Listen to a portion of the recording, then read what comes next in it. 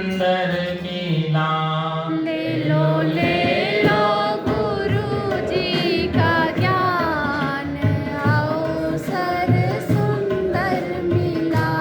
मानव जीवन का करो कल्याण, अवसर सुंदर मिला।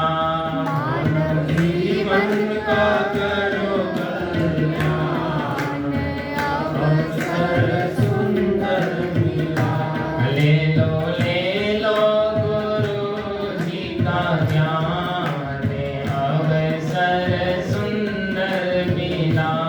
ले लो गुरु जी का ज्ञान, अवसर सुंदर मिला। आगे जगे मेरे नर्तन को पाया, आगे जगे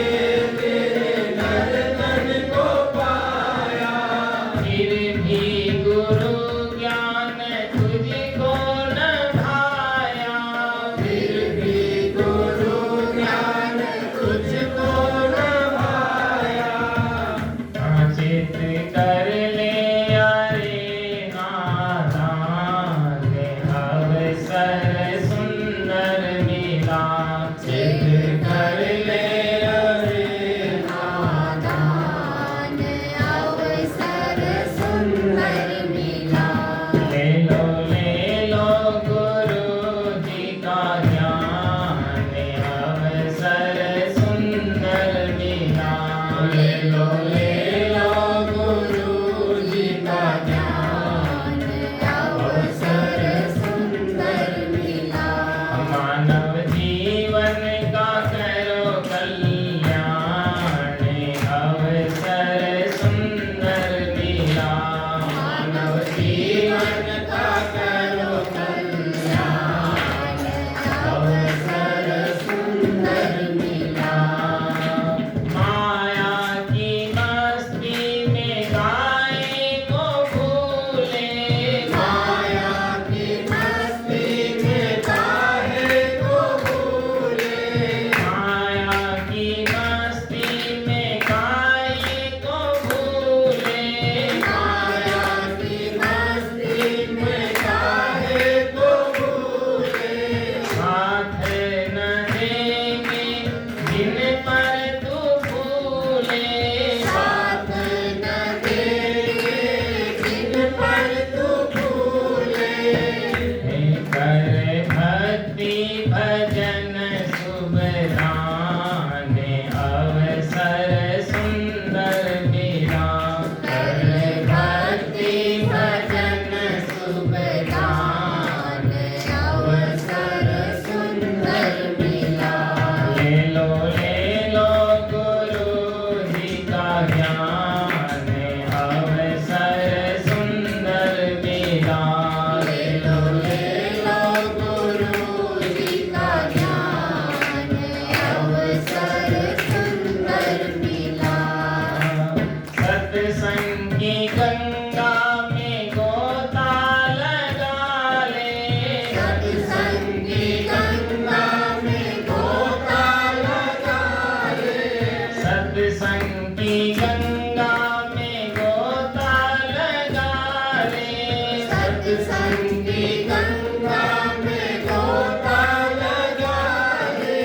भक्ति की युक्ति गुरु जी से पाले, भक्ति की युक्ति गुरु जी से पाले। राह मुक्ति की तू पहचान, अवसर सुंदर मिला। राह भक्ति की तू पहचान, अवसर सुंदर मिला। मानव जीवन का करो कल्याण, अवसर सुंदर मिला। मानव जीवन का करो कल्याण,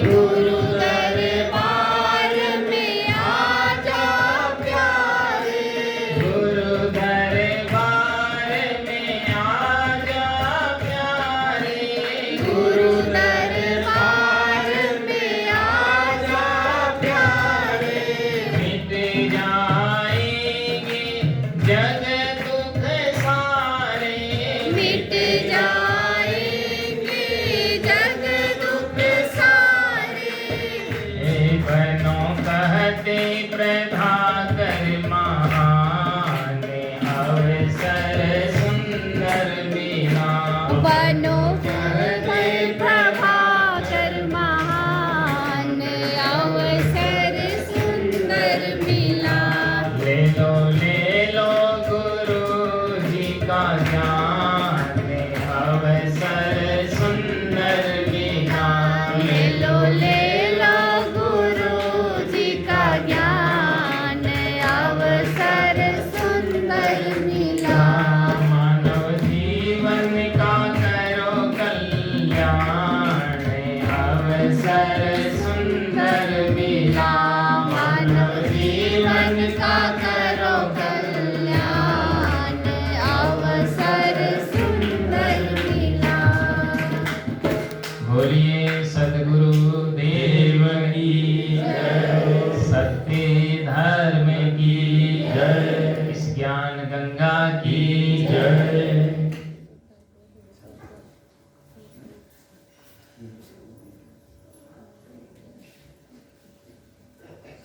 श्री कबीर संत सत्संग मंदिर झमसीखेल काठमांडू नेपाल के इस पवित्र प्रांगण में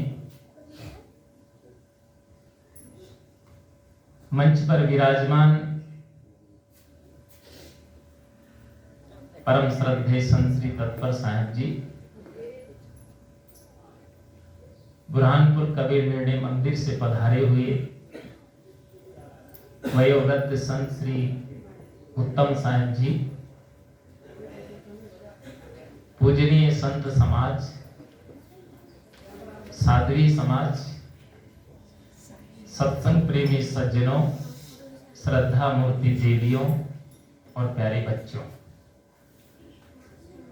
सबसे पहले तो मैं आज रक्षाबंधन के पावन पर्व पर आप सबको हार्दिक बधाई और ढेर सारी शुभकामनाएं देता हूं।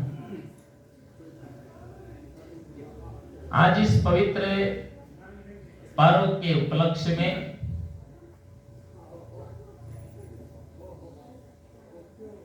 श्रीमती भक्तिमती चरण प्रभा जी, सुनील जी वसनेत, शांति जी, राम राजा, उनके परिवार की ओर से ये बहुत सुंदर सत्संग का आयोजन यहाँ पर रखा गया है। उनको भी मैं अपनी ओर से ढेर सारी शुभकामनाएं और आशीर्वाद प्रदर्शित करता हूँ। आज आप सभी जानते हैं कि बहुत सबसे श्रेष्ठ और उत्तम पर्व है जिसको हम रक्षाबंधन के नाम से जानते हैं। और ये कोई साधारण बंधन नहीं है, ये रक्षा का बंधन है। ये संपूर्ण विश्व में जहां भी हिंदू रहते हैं, नेपाल ही नहीं, भारत ही नहीं, जहां पर भी लोग रहते हैं वहां पर जो है तो आज के दिन लोग बड़ी खुशियां मनाते हैं और एक दूसरे से मिलकर के दिल से दिल मिलाने का काम करते हैं। भारत में तो आप जानते हैं एक छोटा सा रक्षा सूत्र होता है जिसको राखी कहते हैं। बहन आती है और अपना भाई चाहे छोटा हो उम्र में या बड़ा हो, वो उसके घर पहुंच करके और उसके हाथ में एक रक्षा का सूत्र बांधती है और उसको कुछ मिठाई खिलाती है, तिलक टीका लगाती है और उसके आयु की जो है तो उम्र की कामना करते कि दीर्घायु हो, चिरंजीव हो। और भाई भी जो है तो अपनी ओर से जो है उसकी रक्षा की जिम्मेदारी लेता है और उसको उपहार रूप में कुछ दे दिया करता है, कुछ खिलाता भी है और कुछ वस्त्र या पैसे जो भी उसका सामर्थ्य होता है उसके अनुरूप उसको बहन को दे दिया करता है। जीवन में हम सभी का संकल्प होना चाहिए कि मनुष्य का जो जीवन है ये भी एक सम्राट की तरह है, एक राजा की तरह है। जैसे राजा होता है तो समस्त प्रजा की रक्षा करने की जिम्मेदारी उसकी हुआ करती है और प्रजा की रक्षा करने में के लिए वो पूरा तत्पर रहता है। वही राजा भी जो तो आदरणीय होता है, सम्माननीय होता है, पूजनीय होता है और इसका पात्र भी हुआ करता है। जो प्रजा का शोषण करे, प्रजा को पीड़ा पहुंचाए या दूसरों को तकलीफ दे और उस राजा का राज्य ज्यादा समय नहीं रहता है और वह राजा जो तो नरक का अधिकारी भी हुआ करता है। इसी प्रकार से हमारा जो मनुष्य का जीवन है ये भी राजा के समान ही है।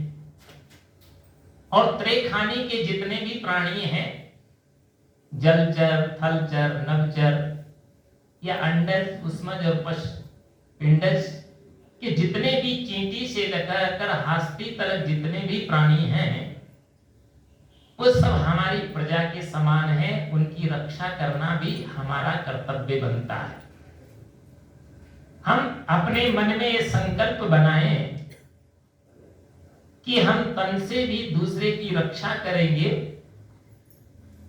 मन से भी दूसरे की रक्षा की भावना रखेंगे और बन सके तो हम धन से भी रक्षा करेंगे और साथ साथ में वाणी से भी उसको सुख पहुंचाने का काम करें। सबसे बड़ा धर्म है।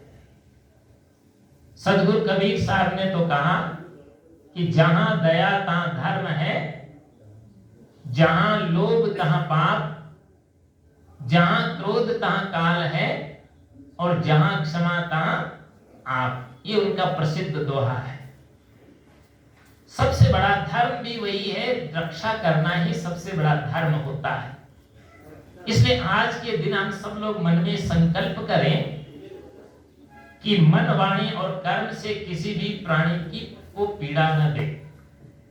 अगर हम रक्षा नहीं कर पाते हैं, किसी की मदद नहीं कर सकते हैं, तो कम से कम अपने मन में ये संकल्प जरूर लें कि आज से हम किसी को तकलीफ नहीं देंगे, किसी को सताएंगे नहीं, किसी को मारेंगे नहीं, किसी को दुखाएंगे नहीं और किसी भी प्राणी को जो है तो हम नष्ट नहीं करेंगे, उसकी हत्या और पाप नहीं करेंगे।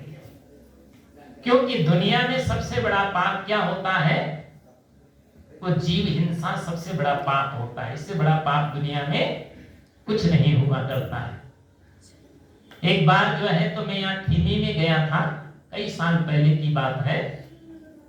तो वहां पर जो है तो लोग मुझे घुमाने के लिए ले गए। तो एक मंदिर में कहीं प्रवेश दिला रहे थे, तो वहां एक पुलिस का जवान खड़ा था। उसने हमको देखा और हमारे साथ में 2-4 और भी संत थे। हम सबकी ड्रेस को देख करके वो तो बड़ा आश्चर्य में पड़ गया। उसने अपनी भाषा में पूछा, नेपाली भाषा में, ये श्वेता लुगा किन लगाऊं से, मतलब ये श्वेत वस्त्र आपने क्यों पहन रखा है? क्योंकि यहाँ तो लोग ऐसा मानते हैं कि श्वेत वस्त्र वह पहनते जिसके घर में किसी की मृत्यु हो गई। लेकिन ऐसा नहीं। मैंने उसको कहा, मैंने कहा ये जो श्वेत वस्त्र है सादगी की पोशाक है, ये संतत्व की पहचान है और शांति का संदेश देने के लिए जो है तो सबसे अच्छी पोशाक यही मानी जाती है। भारत में जो है तो शांति का संदेश जो है देने वाले संत जितने भी हुए वो सात्विक प्रवृत्ति से जीने वाले हुए। याद रखिए। फिर उसने पूछा कि बोला जो है तो आप ये बता सकते हैं कि पाप क्या होता है और पुण्य क्या होता है? मैं आज तक इस बात को समझ नहीं पाया हूं कि पाप क्या होता है और पुण्य क्या होता है। मैंने उसको कहा कि आपको प्रैक्टिकल बताऊं या शब्दों से समझाऊं। तो उसने कहा कि नहीं, आप तो प्रैक्टिकल बताइए। तो मैंने कहा एक छोटा सा आलपिन लाइए। वो आलपिन लेकर के आया, वहीं बगल में उसका ऑफिस था।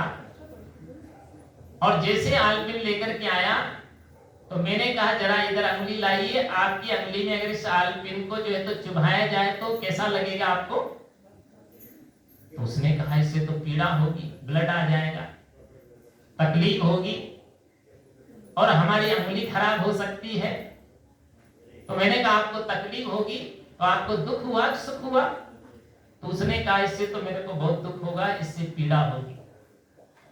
अगर मैंने कहा कोई व्यक्ति आकर के आपको फूल माला पहनाता है, गले में फूलों का हार पहना करके स्वागत करता है, थोड़ी सी आपकी प्रशंसा भी करता है, तो आपको सुख मिलेगा कि दुख। तो कहता है इससे तो बहुत खुशियां मिलेगी, प्रसन्नता मिलेगी, सुख मिलेगा।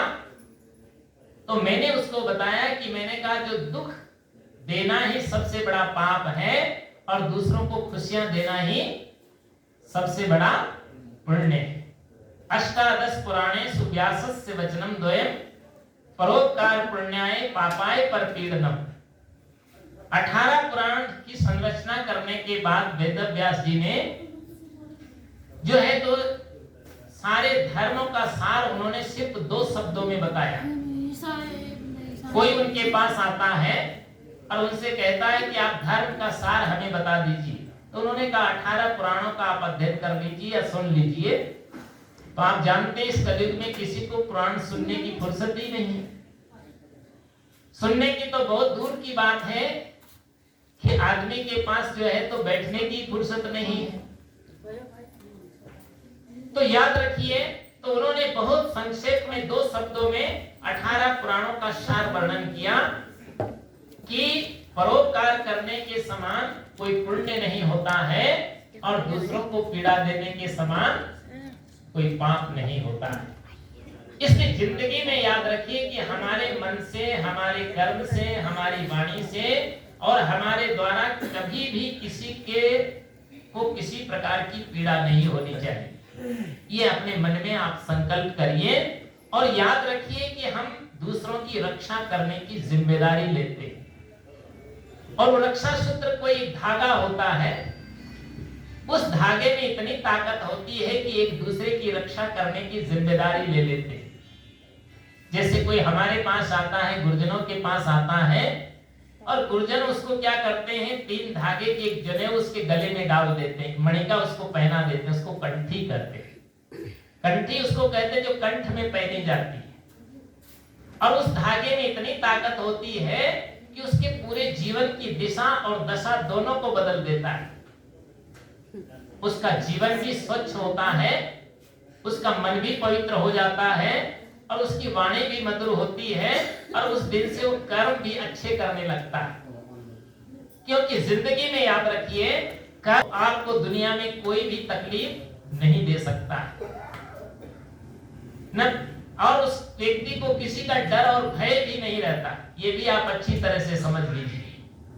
न उसको प्रशासन का भय रहता है, न राज सत्ता का भय रहता है, न किसी धार्मिक व्यक्तियों का भय रहता है, न किसी देवी देवता का भय रहता है। उसको दुनिया में किसी का डर नहीं रहता है जो व्यक्ति सत्कर्म करता है। और जो आदमी गलत कर्म करता है तो वो निरंतर करने से पहले ही भयभीत हो जाता है। गलत कर्म करने से पहले वो पूर्व पश्चिम उत्तर दक्षिण दाएं बाएं चौतरफ देखता है और सोचता है कि कोई देख तो नहीं रहा है। लेकिन आप ये बात याद रखिए कि कोई देखे या ना देखे, उसका प्रतिफल किसी दूसरे को तो नहीं भोगना है। और जो है तो जब कोई देखे या ना देखे, उसका प्रतिफल किसी को नहीं भोगना है, उसका प्रतिफल तो आपको ही भोगना है। तो आप तो देख ही रहे हैं कि मैं गलत कर रहा हूं। इसलिए कबीर साहब ने बहुत प्यारा सा सूत्र दिया कि कबीर कमाई आपने और कभी न निष्फल जाए, और बोया पेड़ बबूल का तो आम कहां से खाए। बबूल का पेड़ बोकर के व्यक्ति आम चाहे तो उसको जिंदगी में आम मिल नहीं पाएगा। इसलिए जो दूसरे को दुख तकलीफ देकर के सुख चाहे तो उसको जिंदगी में खुशियां नहीं मिलेगी, उसके जीवन में तकलीफ के अलावा और कुछ मिलने वाला नहीं। इसलिए हमें याद रखना है कि हम प्राणी मात्र की रक्षा करें, प्राणी मात्र के प्रति सेवा का भाव रखें। कबीर साहब ने तो कहा है कि घट घट में वह साहेब रमता, कटुक वचन मत बोल। वो कहते हैं कि तुम्हारा साहेब, तुम्हारा स्वामी, तुम्हारा मालिक, तुम्हारा इष्ट वो कहाँ है? वो तुम्हारे घट घट में रहता है। इसलिए वचन से भी आप किसी को कटु मत कहिए। लेकिन एक बात याद रखिए कि रक्षा करने में भी व्यक्ति को सावधानी रखनी चाहिए।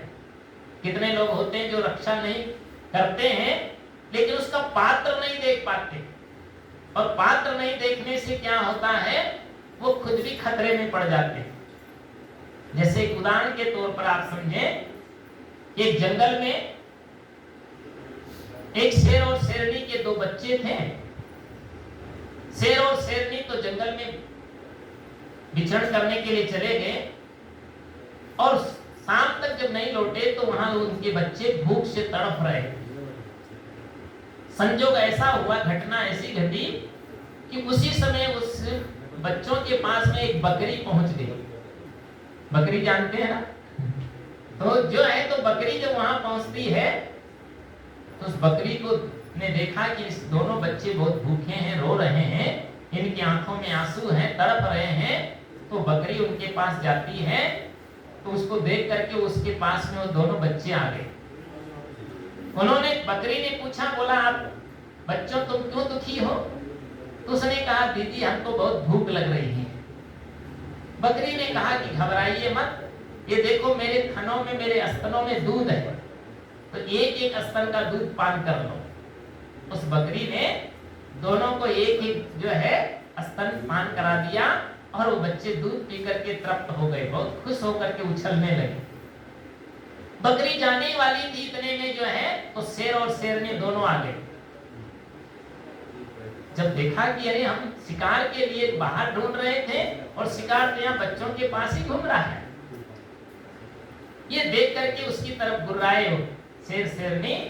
तो दोनों बच्चे कहते हैं कि नहीं मां, ये जो है तो इन्होंने, हम बहुत भूखे थे, भूख से पीड़ित थे, तड़प रहे थे, लेकिन इसने जो है, इस दीदी ने हमको दूध पान करा करके हमारी भूख भी विदा कर दी और हमारी प्यास भी बुझा दी, इसलिए इसको छेड़ना नहीं।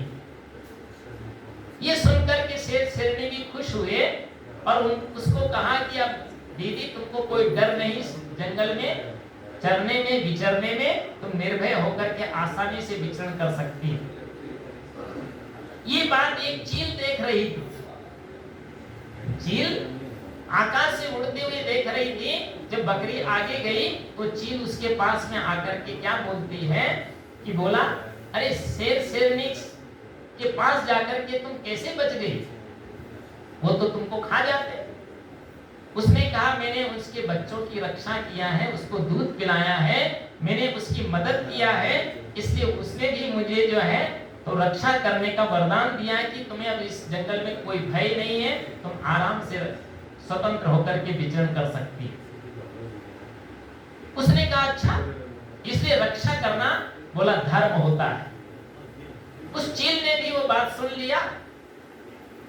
एक दिन, 2 दिन, 4 दिन निकलने के पश्चात घटना ऐसी घटी कि तालाब के किनारे, पोखरी के किनारे पर एक चूहा था। वो जो चूहा जो है तो कीचड़ में, दलदल में फंस गया।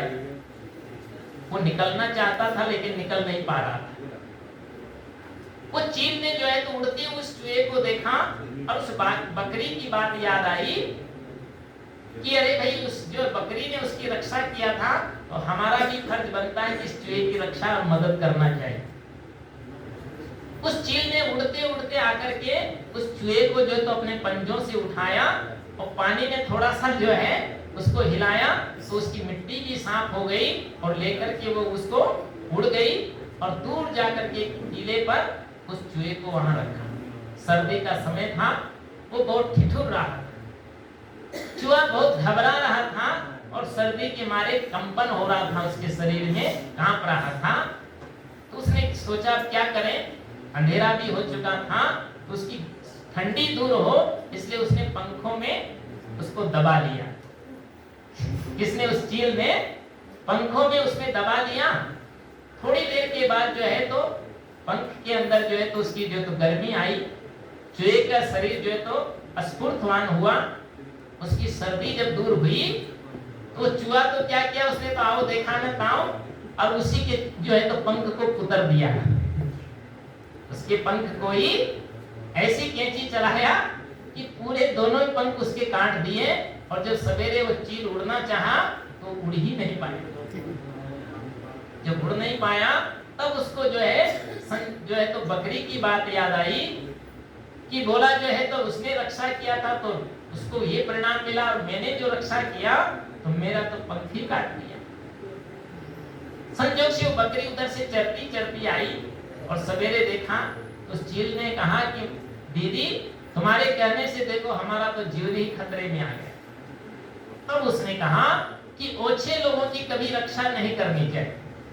जो धूर्त प्रवृत्ति के लोग होते हैं उनकी मदद करने के पश्चात भी वो क्या करते हैं, वो तुम्हारा जो है तो भक्षण ही करने की कोशिश करते हैं। इसलिए याद रखना चाहिए कि रक्षा करने में भी सावधानी चाहिए, उसकी पात्रता चाहिए, उसकी मदद करने योग्य व्यक्ति की मदद करना चाहिए, और अयोग्य व्यक्ति की अगर मदद करेंगे तो वो तुम्हारी जिंदगी भी खतरे में डाल देंगे। इसलिए सावधानी जीवन के लिए बहुत आवश्यक हुआ करती है। इसलिए हम सभी को चाहिए कि हमारा जीवन रक्षा के लिए जो है तो बना है, और हम प्राणी मात्र की रक्षा करें। दूसरी बात एक और आप याद रखेंगे कि आपका जीवन जो है खुशियों से तभी भरा रह सकता है जब आपके जीवन में प्रेम हो। सबके दिलों में प्रेम होना चाहिए, और जहां प्रेम होता है वहीं एकता और शांति स्थापित हुआ करती है। इसलिए कबीर साहब ने आज के 600 वर्ष पहले कहा था कि प्रेम पाठ का चोलना पहर कबीरू नाच, पानिक दीनो तास को जो तन मन बोले सांच। मनुष्य को चाहिए कि प्रेम रूपी पाठ का वस्त्र पहनो और इस दुनिया में नृत्य करो। नृत्य करने का मतलब केवल उछलना कूदना नहीं होता। प्रेम जो है तो अपने जीवन में उतारने की चीज है। अगर आपने प्रेम को अपने जीवन में नहीं उतारा है तो आप ज्ञानी नहीं हो सकते हैं, आप ध्यानी नहीं हो सकते हैं, आप जो है तो दूसरों के हितैषी नहीं हो सकते हैं। और प्रेम वो ताकत है जो बिछड़े हुए को भी जोड़ने की हिम्मत रखती है। इसीलिए किसी ने कहा कि प्रेम वीरानों को गुलस्थान बना देता है, प्रेम परिचय को पहचान बना देता है। मैं आप बीती कहता हूं औरों की नहीं, प्रेम तो इंसान को भगवान बना देता है। इसलिए सबके दिलों में प्रेम की गंगा बहनी चाहिए। दूसरी बात क्या है, हम सत्य का अनुसरण करें, असत्य से बचने का भी काम करें। झूठ से, प्रपंच से, छल से, कपट से, ईर्ष्या से, द्वेष से, राग से और बेमनस्यता से हमें कोसों दूर रहना चाहिए। अगर ये कभी हमारे दिल में आना भी चाहे तो भी इनको झाड़ करके और फेंक देना चाहिए। तो क्या आना चाहिए हमारे अंदर में? सत्य हो, अहिंसा हो, प्रेम हो, करुणा हो, सहिष्णुता हो, सद्भाव हो और आत्मीयता हो। सबके प्रति आत्मीयता का भाव होना चाहिए। जैसी हमारी आत्मा है वैसे सबकी आत्मा भी वैसी ही है। और जब आत्म भाव उसके अंदर में जागृत होता है तो किसी भी प्राणी को तकलीफ देने का काम नहीं किया करता है। इसलिए तुलसी जी ने मानस में लिख दिया कि सिया राम मैं सब जग जानी, अब करहु प्रणाम जोर युग पानी। हर प्राणी के प्रति जो है तो आप प्रेम का भाव रखिए, श्रद्धा का भाव रखिए, मन में विश्वास रखिए, साधु गुरु के प्रति निष्ठा रखिए और उनका दिया हुआ जो ज्ञान है उसको अपने जीवन में आत्मसात करने का काम करिए। तो आपका ये लोक भी अच्छा होगा और परलोक भी आपका अच्छा बन जाएगा। इसलिए सभी को चाहिए कि इस रक्षाबंधन के पावन पर्व पर हम सब मन में संकल्प बनाएं कि हम सबकी रक्षा करेंगे, बेटा है, जैसे बेटा की रक्षा माँ बाप कितने प्यार से करते हैं, और माँ बाप जो है तो समझो कि उसकी रक्षा के लिए पूरा जीवन निछावर कर देते हैं। तो बेटा को भी चाहिए कि अपने माँ बाप की रक्षा करने की जिम्मेदारी ले। गुरु जो है तो साधक की कितना प्रेम से रक्षा करते हैं, तो साधक का भी कर्तव्य होता है कि हमें भी उनका रक्षक बनना चाहिए। और भाई बहन का भी एक दूसरे के प्रति प्यार होता है, लेकिन थोड़े थोड़े स्वार्थ को लेकर आजकल भाई बहन के रिश्ते भी टूटते जा रहे हैं, छूटते जा रहे हैं, क्योंकि क्षणिक संपत्ति के लिए, थोड़ा सा स्वार्थ के लिए जो है तो आपस में रिश्ते टूटते जा रहे हैं। इसलिए रिश्तों को तोड़ना नहीं है, हमें जोड़ना है। और ये सीख हमें श्री राम से लेना चाहिए कि वो जंगल में रहे, उनकी श्रीमती सीता जी को रावण चुरा करके ले गया, लेकिन फिर भी उन्होंने एक जंगल में रह करके भी भालू और बांदरों से एक बहुत बड़ी लंबी सेना तैयार की, मित्रता करके, और जो ऐसा बलशाली रावण था उसको भी जो है नष्ट करके और सीता को लौटा लाए। और रावण एक ऐसा अद्भुत था जो बुद्धिमान भी था, विद्वान भी था, ज्ञानवान भी था, बलवान भी था, धनवान भी था, परिवारवान भी था, कुलवान भी था, सब कुछ उसके पास था, लेकिन वो अपनी अकड़ता के कारण अपने भाई विभीषण को भी अपना न बना पाया। तो रावण में कला थी तोड़ने की और राम में कला थी जोड़ने की। तो हमें तोड़ने की कला नहीं सीखनी है, हमें तो जोड़ने की कला सीखनी चाहिए। इसलिए हम सब जो है एक दूसरे से जुड़ करके रहें, प्रेम और समता से जिए, एक दूसरे की सेवा का भाव हम सबके दिल में पैदा हो, और इसी से जो है तो घर, परिवार, समाज और राष्ट्र एक स्वर्ग के रूप में परिणित होगा और सभी का मंगल तभी होगा। मैं ज्यादा बातें नहीं करते हुए अपनी वाणी को यही विराम देना चाहूंगा, और आप सभी को इस पर्व पर पुनः ढेर सारी शुभकामनाएं। आप सभी का मंगल हो, आप सभी का कल्याण हो, आप सभी की प्रगति हो और सभी की उन्नति हो। इन्हीं भावनाओं के साथ मैं अपनी वाणी को विराम देता हूँ। बोलो सतगुरुदेव की जय। सद्गुरुदेव।